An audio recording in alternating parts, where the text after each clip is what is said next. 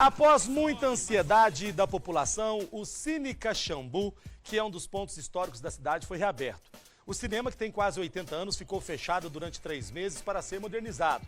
Ele agora é digital e exibe filmes com tecnologia 3D e som de última geração.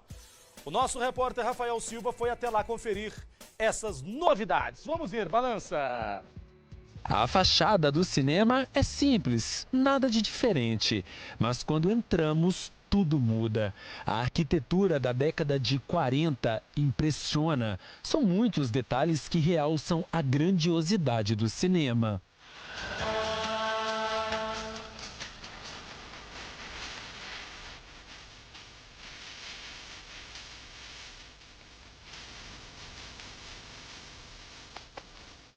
Olhar para o teto é como se estivéssemos observando as estrelas.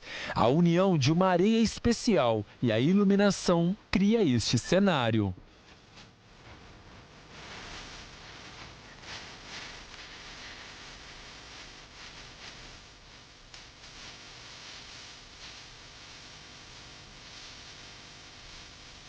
O seu Fernando é o dono do cinema. Ele tem o maior orgulho do local, que nem parece um cinema, e impressiona muita gente. Esse é um estilo Art Deco, é um estilo francês e teve cinemas que foi copiado. Alguns detalhes, a informação que foi copiada do Pathé, do Lido, todo cinemas parisienses, cinemas de rua. O cinema foi inaugurado em janeiro de 1940. A construção demorou 3 anos e, na época, foi uma grande festa. Esse espaço realmente foi muito importante para Caxambu, para a cidade. Na época, você falou aí, o presidente da República fazia estação de águas em Caxambu, né?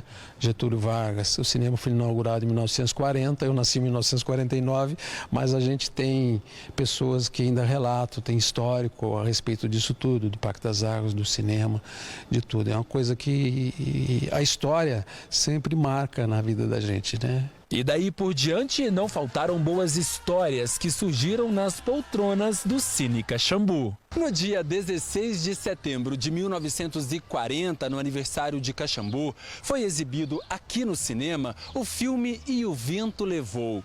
A população pôde assistir de graça.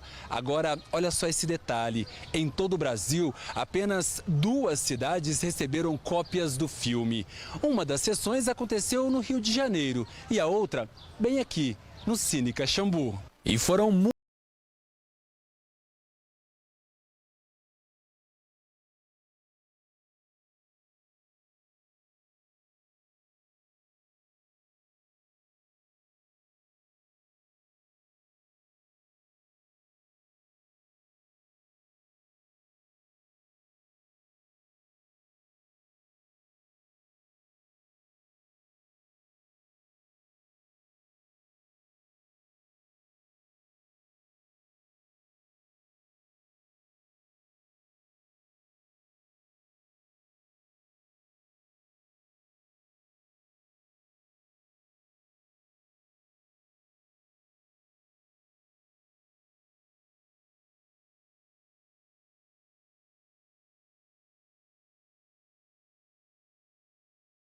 A gente tem recordações de tempo de jovem, de 14 anos, 13, 14, 15 anos, que a gente vinha passear, namorar, né, parqueirar no Parque de Caxambu e dar uma namorada no cinema. Era a época do cinema escurinho, né, no escurinho do cinema.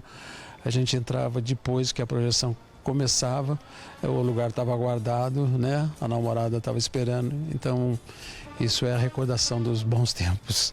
Em 1991, o cinema fechou. 10 anos depois, o Fernando resolveu realizar um antigo sonho e comprou o imóvel. A gente se estabeleceu aqui em 2001 por causa dessa recordação e por causa de ter visto esse espaço que a gente passou muito tempo, ver estragado, deteriorado. Uma coisa maravilhosa, você vê isso, você pode olhar aí, documentar, é uma coisa bonita. Sujo e com vários problemas, o cinema passou por uma grande reforma. A gente olhou, estava muito estragado, mas essa parte toda aqui parecia que estava intacta. precisava só apenas ser recuperada, restaurada alguma coisa. Aqui foi feita uma lavagem geral nessas paredes, e se eu olhar na parede, tem parede aqui que não está pintada, só está limpada, né? Então foram coisas de época que fizeram muito, muito bem feito. É uma sanca enorme, alta. Você veja que os cinemas hoje são tudo baixinho, são caixinhas de fósforo, são cinema de shopping, coisa apertada. Aqui você tem muito espaço, né? A altura, a largura e as preocupações de época. Você veja o cintilante das molduras, né, do teto, é uma coisa que irradiava através da projeção do filme. Então marcava muito esse visual. E as pessoas olham muito para isso, ainda olham, acham muito diferente, nostálgico e antigo, né? Detalhes que já duram quase 80 anos. Claro que neste período algumas coisas mudaram, mas a essência dos antigos cinemas continua no local, mesmo com muitas dificuldades. Com o advento de pirataria, prejudica demais o cinema, né? Então, se a gente não lança um filme, uma semana depois o pessoal já assistiu em casa, em algum lugar. Então, o cinema do interior, ele tem que obedecer o lançamento de cinema de capital, porque senão ele não vinga, ele não anda, e ainda mais nessa circunstância que nós estamos. Uma obra-prima que encanta e serve de atrativo a mais para quem vai assistir um filme. Eu sempre que veio ao cinema em Caxambu, a gente busca um tempo para frequentar esse cinema, porque ele tem uma riqueza de detalhes muito enorme, muito bonito, muito detalhado. Gostei demais, estou gostando muito. Bonito. Lindo. Eu achei que é bonito, principalmente porque tem essas coisas douradas e brilhantes no teto. É bonito. E aqui passa os belos filmes, muito parecido com realidade.